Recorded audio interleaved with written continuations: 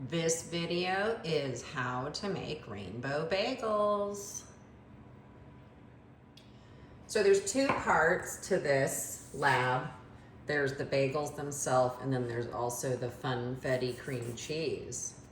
And right now I already have a box of cake mix in the oven. I used the directions here, whole egg recipe, and I'm baking it for 34 minutes, just like you would do at home. And you're only gonna need a quarter of a box of cake. So we're gonna share kitchens 1, 2, 3, 4, and then kitchens 5, 6, 7, 8. So that's already in the oven. And then the next thing I need to do is get a cup of warm water and make sure that it's about 110 degrees. So I'm gonna use a little thermometer to check the temperature of it. Okay, so I microwaved my water and it's up to 100 oh, it's actually falling, so that's good. 115 degrees. I forgot we have these nice thermometers now. So I'm gonna wait till it's about 110. I might even add a little bit of cold water to bring it down, because with yeast, what we're doing is we're gonna bring the yeast back to life. You may remember that it is a dormant, it's a dormant bacteria, and we have to bring it back to life. You're gonna measure your yeast, and remember the measurement's on the actual tub, and I think it's 2 1/4 teaspoons, but I'm using this because I'm at home. So we have to bring it back to life, but we don't wanna put super hot water on it because it will absolutely kill the yeast. And trust me, I know this because I've done it. So we're going to add the yeast into the warm water, which I've already poured into the bowl here of the stand mixer.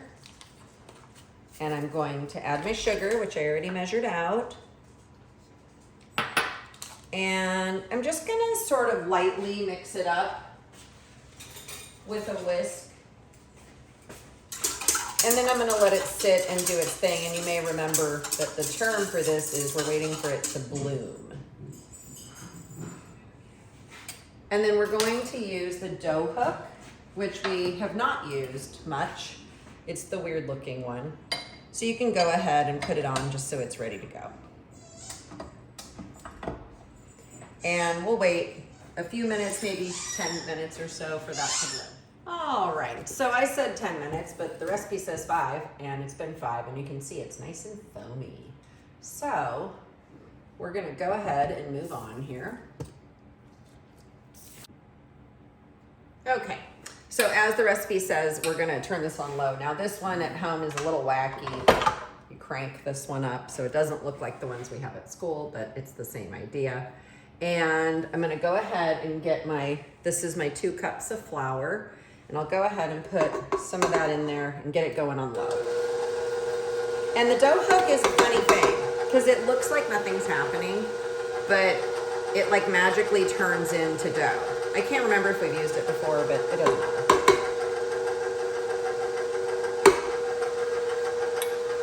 I think I'll turn it up a little. My yeast is nice and foamy. There we go. Put a little bit more of this in there.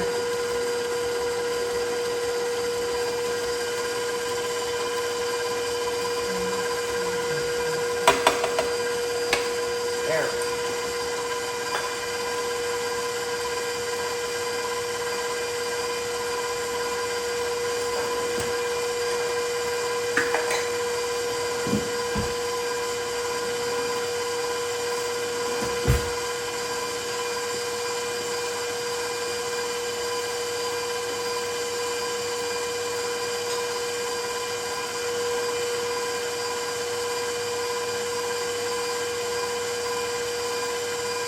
I'm gonna go ahead and add the salt.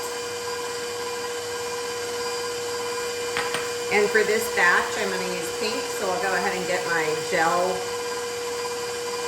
color ready to go.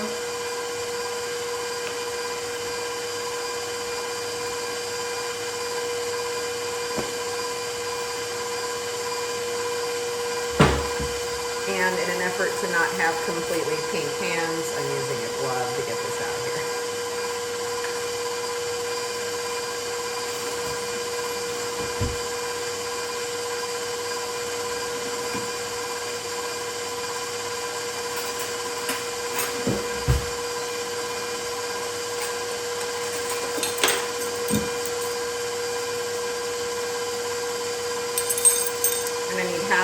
teaspoon of the food color. And you guys could choose what colors you want, but we're gonna do 4 kitchens working together.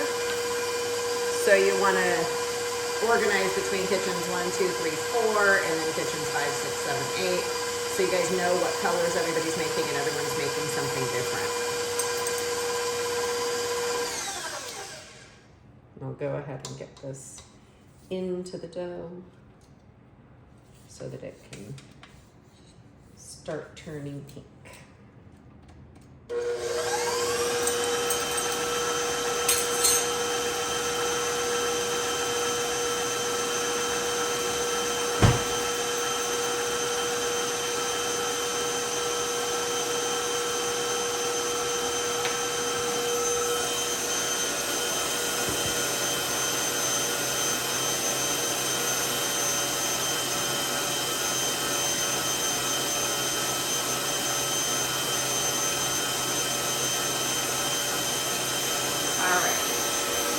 Now I'm going to add the other half cup of dough of flour. So previously I only added 2 cups. That's the last half cup.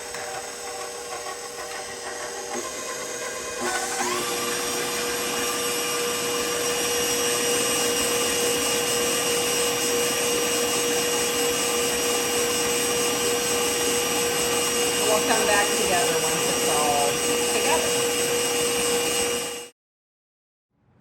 All right, and we're gonna get a nice big bowl. You could use your biggest glass bowl if you want to. And I'm gonna go ahead, and that's my teaspoon of oil. I'm gonna go ahead and toss that around. Notice my fingers, of course, turn pink. That's just how I am. I cannot not turn the color of whatever I'm doing. And I'm gonna toss this around in here and then cover it up airtight, and we're gonna let it rise overnight. Alrighty, my dough has risen beautifully. It looks so fun. I made a turquoise batch while you weren't looking. And then I'm gonna go ahead and make my funfetti cream cheese. So you're gonna have half of a block of cream cheese. You'll give the other half to your neighbors.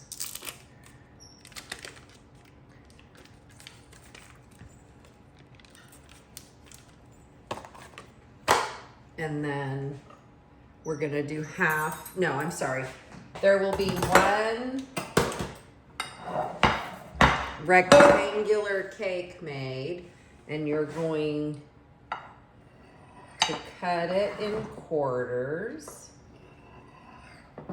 and share it. So each kitchen will get a quarter of a cake, okay? And you'll just break it up into here.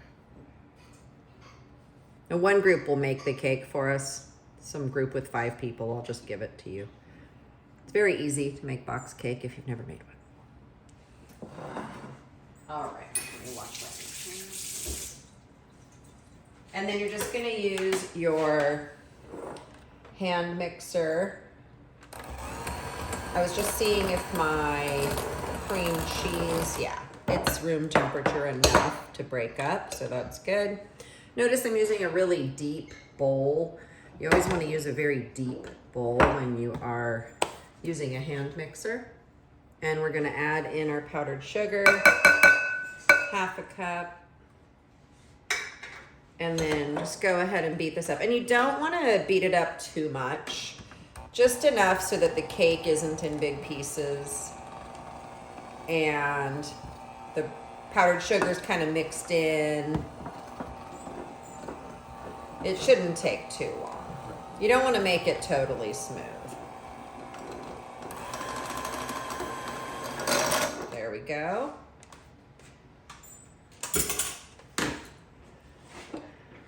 Okay, so the next day you're gonna add your sprinkles. Don't add them the first day, because once you do, they sort of fall apart. So if we add them day 2, then they'll stay bright and colorful. And don't forget, whenever you use the hand mixer, you always want to clean it when you're finished. So spray your towel a little bit. Don't throw your spray on the floor. And then just get in here and clean it up. Make sure it's unplugged when you do this. Okay, so it looks nice for the next time you guys use it. You're the only people using them. So make sure you clean them really well. So you're gonna put 12 cups of water on the stove to boil. Just stick it on that power burner right when you get started. And then you wanna make sure you have a parchment lined quarter sheet pan, which I'll have available to you. And then I'll pull out your dough ahead of time, but you don't want it to be super refrigerator cold when you're working with it. So I'll have it out for you. And I'm gonna go ahead and turn my dough balls onto the counter. And what you're gonna do is you're gonna cut your dough into 4 quarters. And then kitchen 1, 2, 3, 4 will share. Kitchen 5, 6, 7, 8 will share. So it's gonna be important that you guys plan your colors, you know, so that everybody gets an exciting combination of colors. I only made 2 colors because I just don't have the time to make 4 different colors for your demonstration, sorry. So what you'll do is you're gonna just cut it and don't really do anything to it, and then you're gonna trade with the other kitchens, and everybody will have 4 quarters. Okay, so this will be 1 kitchen and that will be 1 kitchen. And then what you wanna do is punch down each piece separately, and there's no flour at all, none, 0 flour today, okay?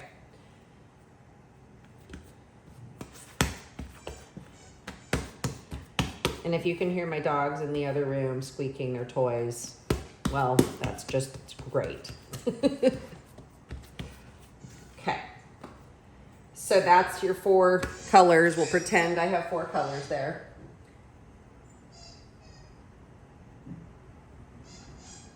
And then we want this to have a few minutes to proof. So I'm gonna let it sit for about 5 minutes and I'll come back. You could do dishes during that time or prep everything during that time. Get your spider ready, get all the equipment you need ready, because you really do want these to sort of stick together. So that's why we're not using any flour at all on day 2. While my dough is resting, I'm going to go ahead and get my 2 tablespoons of sprinkles. I like these really bright ones. They're super fun. And then I'm just gonna very gently mix this together so that it maintains sprinkle integrity. We don't want to blend it or anything, okay? Okay, so I let them sit for 5 minutes or whatever. And you kind of wanna like get it together a little bit.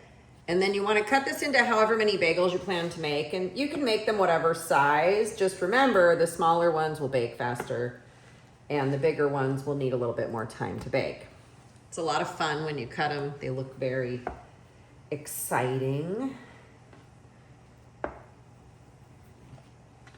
And so these are all about the same size. This one's a little smaller. So I'll probably try to make another one that bigger size. They're not going to be humongous like regular bagels. They'll be a little bit smaller. But again, you know, especially if you do this at home, you can make whatever darn size you want. And then what you do is you're going to roll these together.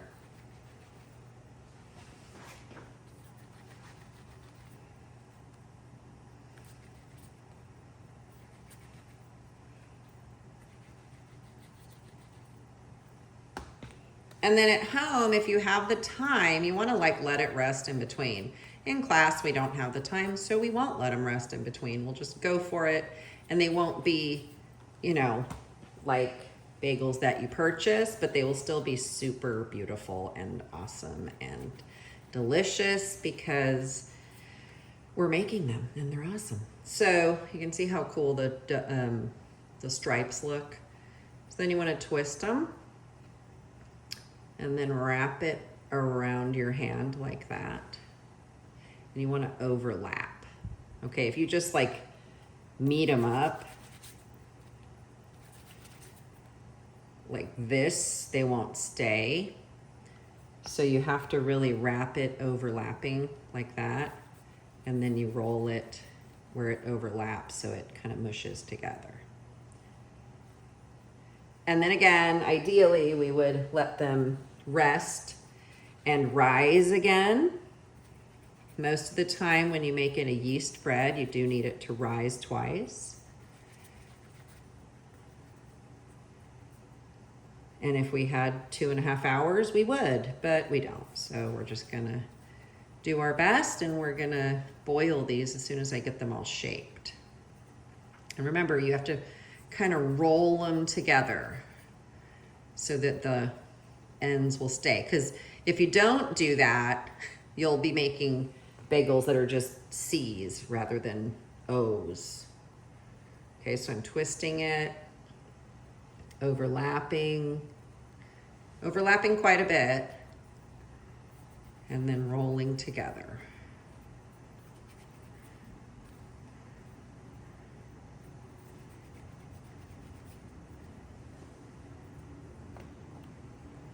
Ooh, that one looks really nice.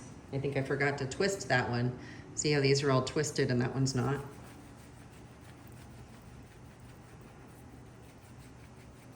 So you'll be able to make, I don't know, 8 or 10, just kind of depends on how you cut it, or if you want to make little ones or whatever. None of them bake for very long, so that shouldn't be a huge issue. Even the bigger ones only bake for about 12 minutes. So twist, wrap around your hand like that, and then work it until that goes together.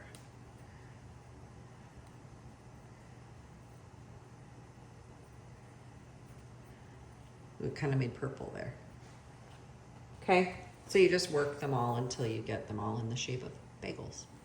Okay, so you're gonna have your boiling water set up. Remember, don't put salt in it because that will make your bagels taste gross.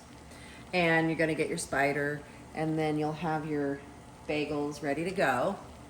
And then notice I have this pan over here with towels on it. I don't want you to put towels directly on the stove. That would be stupid, right? Because they are flammable. So we're gonna put them on a pan, then on the stove, and that's gonna be ready to receive this once it comes out of the water. So I'm gonna put this in the water, and you can put a couple in at the same time, maybe up to like 3.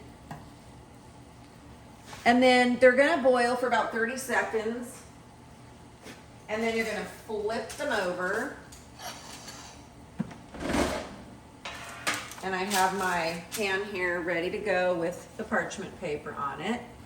And when you boil them, you'll notice that they get kind of fluffier and a little bit bumpy. And it's also like the moment of truth, which ones are gonna stay together as bagels and which ones are gonna fall apart and turn into C's. I mean, C's taste good too, so it's not that big of a deal. I don't know if I've told you guys this before, but what the boiling does is it seals the outside, and then it makes the inside, like the outside will have a little bit more of a shine to it once you bake them. So you're gonna stop here. That's why the towels are ready to go. And then put this on here. And I was doing that so that it would stay together a little bit better. See, this one got really puffy. Stop here. And then put it on here.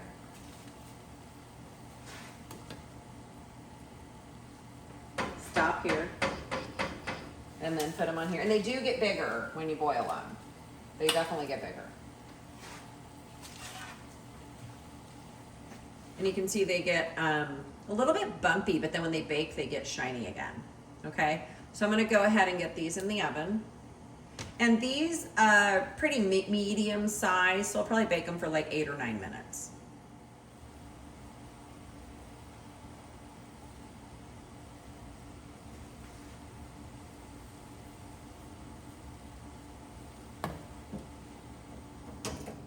I made a couple of really big fat ones. I'm gonna be curious to see how they do.